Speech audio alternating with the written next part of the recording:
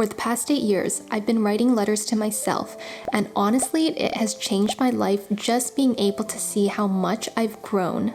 In this video, I'll show you how you can write a letter to yourself, schedule it for however many months or years later, and I'm going to share my best tips for getting the most out of letter writing. First, why should you write a letter to yourself in the future? It's really fun to just receive it out of the blue, but you can also use your letter to track your goals, use it for visualization. You can remember your struggles and your challenges. You can be more mindful of the present, and you can see how far you've come.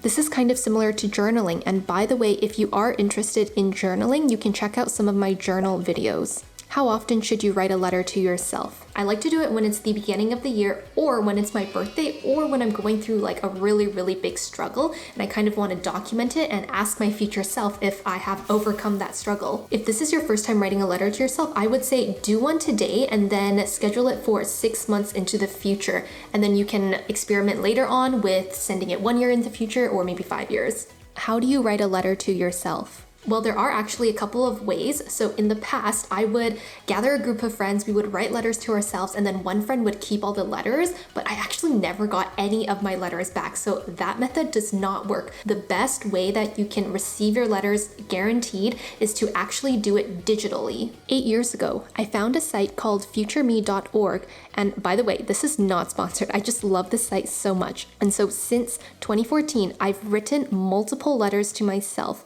It's really simple.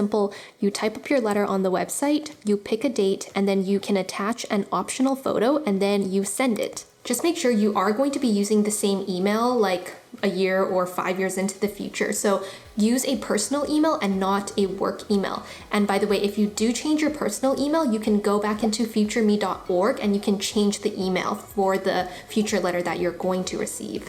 Futureme.org is the best website to use to send yourself a letter because it's been around for 20 years. It's super simple, and I can honestly vouch for it after so many years of using it.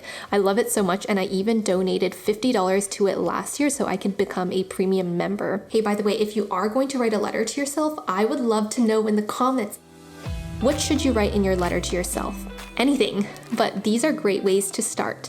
So you can talk about your goals, you can ask yourself important questions you want to know, you can give yourself a pep talk if you're going through something hard, and you can talk about who you are right now, what you're doing in life, and what you're excited for. How long should the letter be?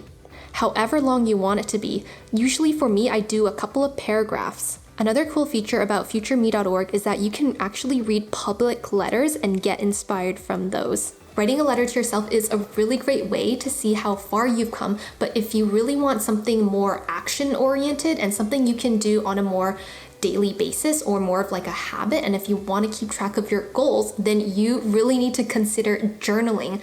I've been journaling every single day for the past 7 years, so make sure you check out these 2 videos if you are interested in keeping track of your goals better. Have fun!